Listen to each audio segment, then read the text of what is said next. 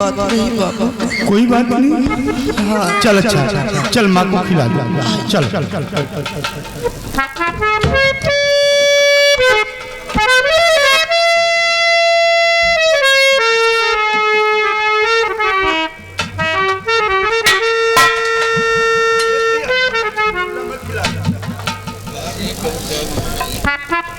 सीता, चलो खाना खा लो। आप खा लीजिए, बाद में मैं फिर जिद करने लगती हो।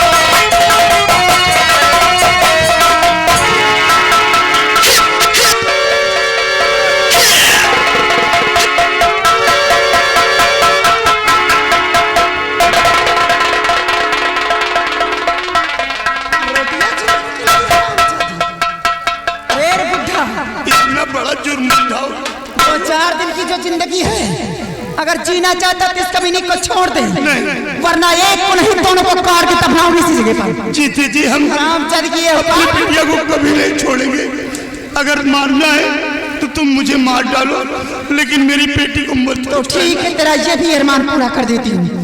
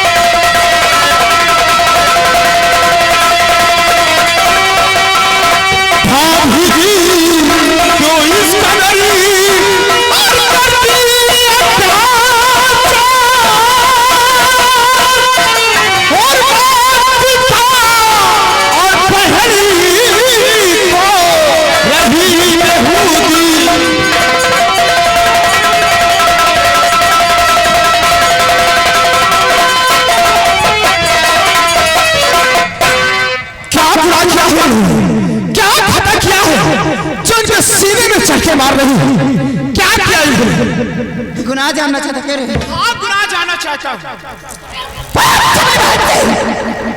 कि रोटियां चोर चुरा कर लाता है जिससे रोटियां चुराने के जुर्म में इन्हें मार रही है, और रोटियां चुरा कर लाई है तो अपने घर से लाई है, किसी गैर के घर से नहीं लाई है। हाँ, रोटियां चुरा कर खिलाई तो अपने घर से लेकर आई। हाँ, कमाता कौन है?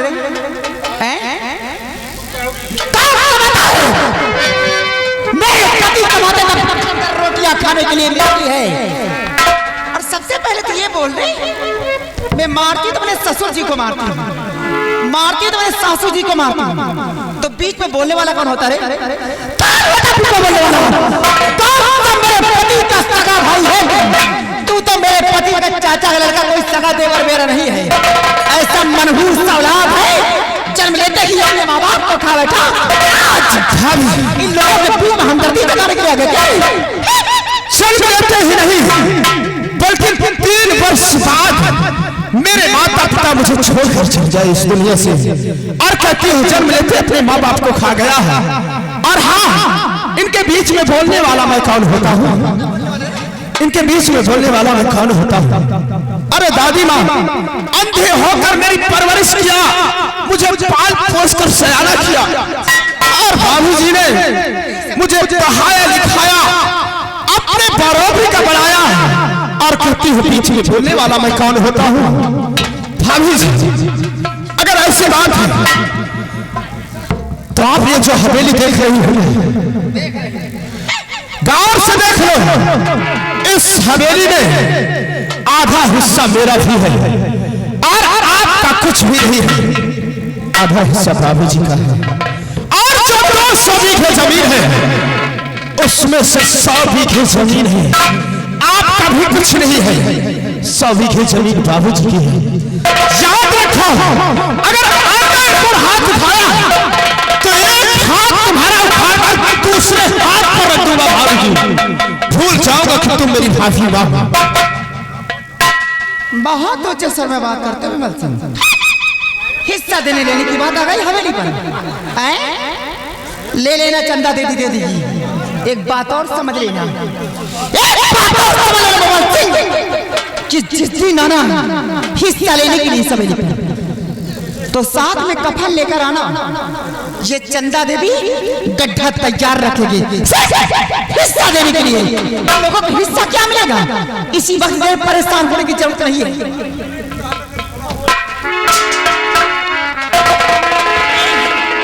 तुम लोगों को हिस्सा मिलेगा, कुछ नहीं मिलेगा। आप मांगोगी क्योंकि दादाजी के पास इतनी जायदाद है, इतनी प्रॉपर्टी है, ये अगर अपनी जायदाद किसी को उठाकर दे देंगे तो चैन से बैठ कर खाएंगे। ठीक आप मांगोगी। ये तो वक्त कि कहां गली गली भूख मांगता है और कहां सबराम की जिंदगी जीती। तूने मेरे गाल पे तमाचा मारा है ना, प्यार से महालक्ष्मी कहते हैं मुझे। लक्ष्मी के गाल पे तमाचा मारा है, और देवी के गाल पे तमाचा मारने का अंजाम क्या होगा? तेरी मौत। हरामजादे, तमाचा नहीं, विमल की मौत का दावा दिया है तेरे भैया को। हरामजादे तड़पा तड़पा के मरवाऊंगी। अगर खून के आंसू रुलाई तो बदले में ठोकरें निकलाई, टुकड़े ना दिलवाई तो मेरा अभिमान चंदा देवी।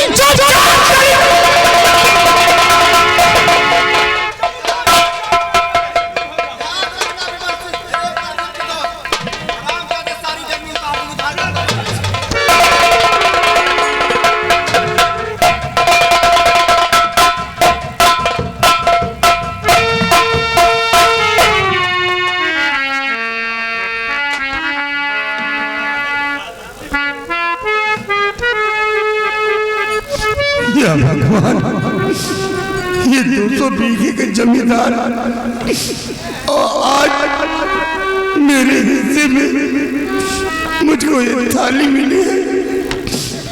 बेटा विमल, हो सके तो तू भी रुपया थाली में डाल दे मेरे लाल, मेरे नसीब में यही लिखा है।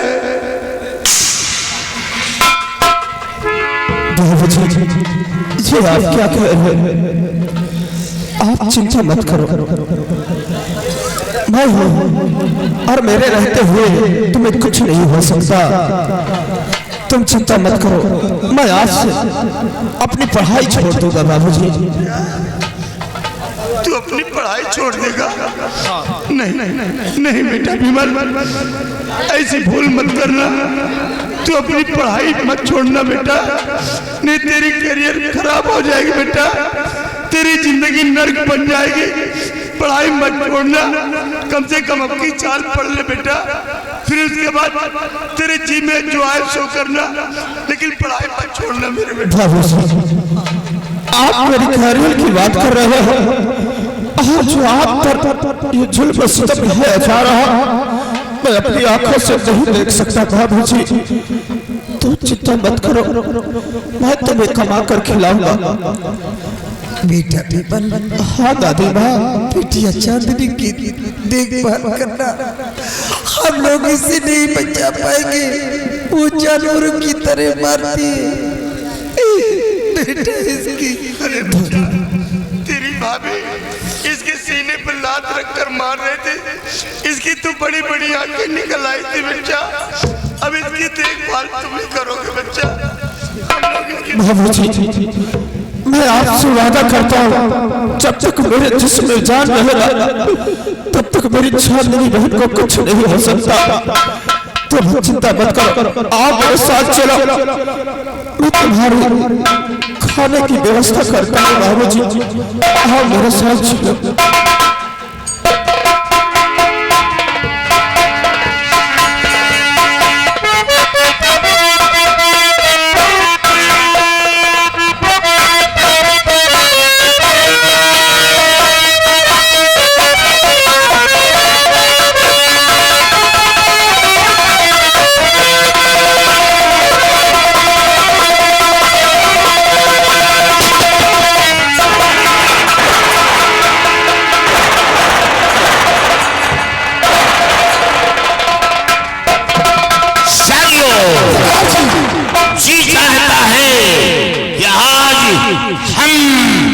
बस्ती के अंदर चलकर गरीबों के बीच खैरात बांटूं।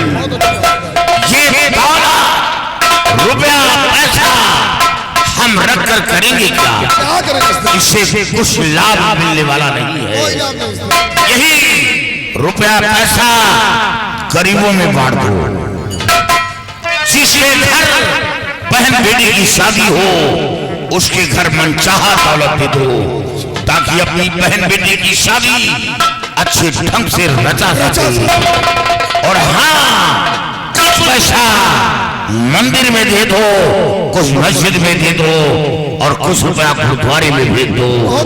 वो यहाँ नहीं मिलेगा, वहां मिलेगा, हमेशा याद रहे।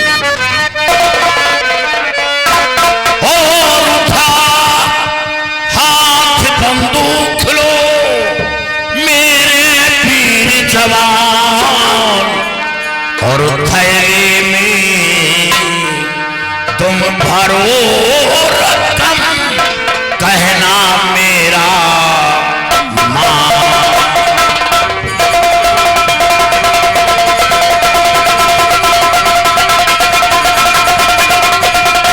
उठा हाथ बंदूक लो मेरे पीर जवान, उठा बंदूक लो मेरे पीर जवान, और थैले में तुम भरो रकम, कहना मेरा मां।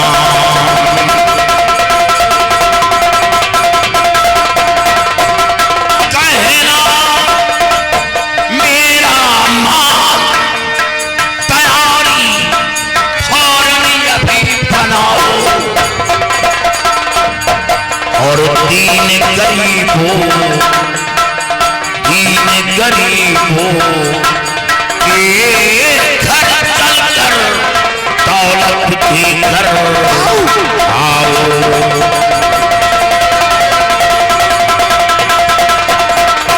लंगड़ा, लूला और अपाहिज सबको मदद पहुंचाओ। लंगड़ा, लूला और अपाहिज सबको मदद पहुंचाओ। और किसी नारी पर जुल्म करे तो सबसे मिटाओ।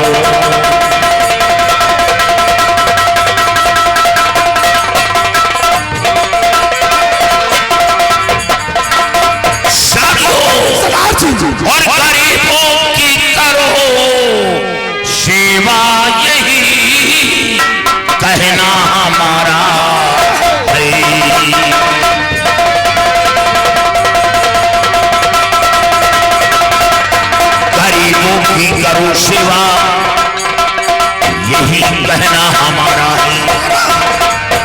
गरीबों की करो सेवा यही कहना हमारा है। बला सर पर न आए फिर बने ईश्वर सहारा है। ईश्वर सहारा है। ईश्वर सहारा है। ईश्वर सहारा है। बला सर पर न आए फिर बने ईश्वर सहारा है।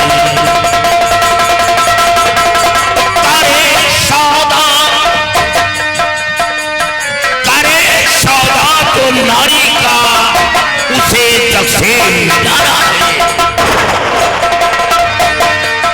करे सौदा जो नारी का उसे जग से मिटाना है। और काली दिन की तान शोहरत को आगे बढ़ाना है। तेरी जरा लगाओ मेरा हुक्म बजाओ। मेरे नाम का हो जयकारा तो समझो घाटी के अंदर चमके मेरा सितारा।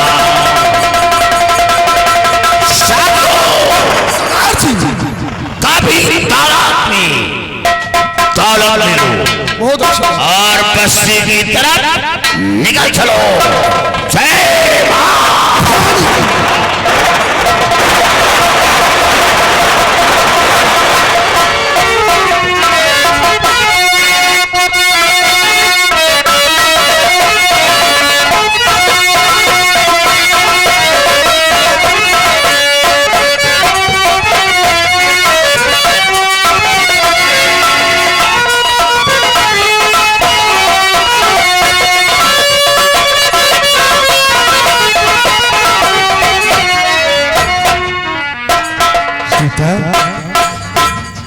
एक बात मेरी मानोगी सीता?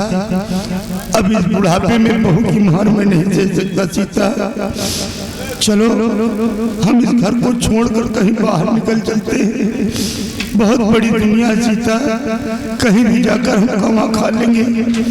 लेकिन अब इस बुढ़ापे में बहू की मार में नहीं सह सकता। अरे इस हवेली को छोड़कर तो मैं कब के चला जाता, लेकिन मैं यही सोचता था कि अगर मैं चला जाऊंगा तो तुम्हारी देखभाल कौन करेगी सीता? न तो तुम्हारी बहू करेगी और न ही तुम्हारा बेटा करेगा। काश इस हवेली के अंदर तुम कचड़े में पड़े रहोगी तो तुम्हें उठाने वाला कोई नहीं सीता। इसलिए तुम मेरी बात मानो, तो तुम मेरी पत्नी हो, हम तुम्हारी सेवा करेंगे, नहलाएंगे धुलाएंगे, तुम्हें कोई परेशानी नहीं होगी सीता। इसलिए इस घर का माया मोह छोड़ दो, तुम मेरे साथ चलो। रही बात बिटिया की तो उसकी देखभाल विमल कर लेगा सीता। हाँ आओ चलो, चलो, चलो, चलो।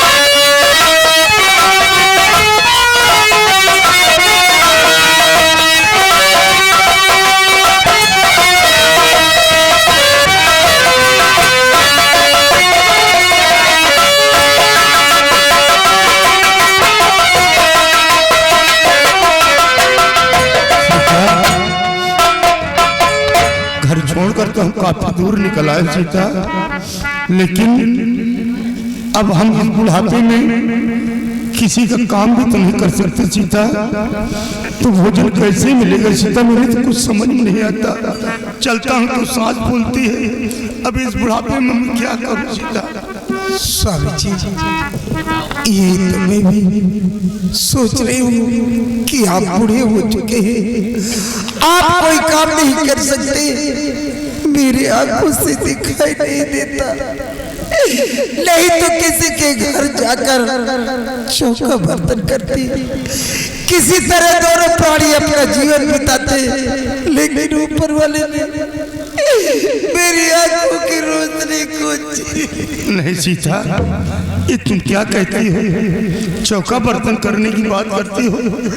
नहीं सीता नहीं, जरा सोचो, जब हमारे पिताजी का जमाना था तो हमारे गांव के लोग तुम्हारी शक्ल को नहीं देख सके और तुम आज चौका बर्तन करने की बात करती हो? नहीं सीता, हम तुम्हें किसी के घर चौका बर्तन करने के लिए नहीं भेजेंगे, भले हम किसी बस्ती में जाकर भीख मांग कर खा लेंगे, कुछ पैसे हो जाएंगे दवा तरमत के लिए, लेकिन हम तुम्हें किसी के घर चौका बर्तन करने के लिए नहीं भेजेंगे। मेरी भाई, मेरी माता और बहनों, हम आप लोगों से हाथ जोड़कर विनती करते हैं, जैसा मेरा बेटा आज मेरी बहू ने हम लोगों के साथ इतना बड़ा जुर्म ढाया है, काश आप लोग अपने माता पिता के साथ ऐसा व्यवहार मत करना, नहीं उनकी जिंदगी नरक बन जाएगी। और काश करना भी तो सबसे पहले एक बार अपने बारे में जरूर सोच लेना, काश मेरे भी कोई औलाद होगा और मेरे साथ ऐसे ही करेगा तो मेरा क्या होगा। इसलिए हम सभी भाइयों से हाथ जोड़कर विनती करते हैं कि खबरदार आप लोग अपने माता पिता के साथ इतना बड़ा जुर्म मत ढाना बाबू, पापी पेट का सवाल है बाबू, हो सके तो एक टुकड़ा रोटी खिला देना, हम आप लोगों से धन दौलत तो नहीं मांग रहे बाबू।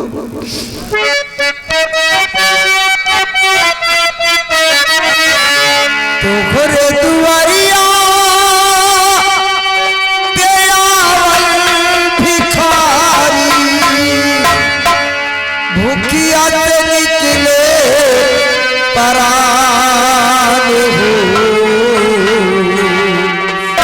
हे बबुआ, हे बबुआ, जिनकी भैया बसा, हे बबुआ, जिनकी भैया बसा।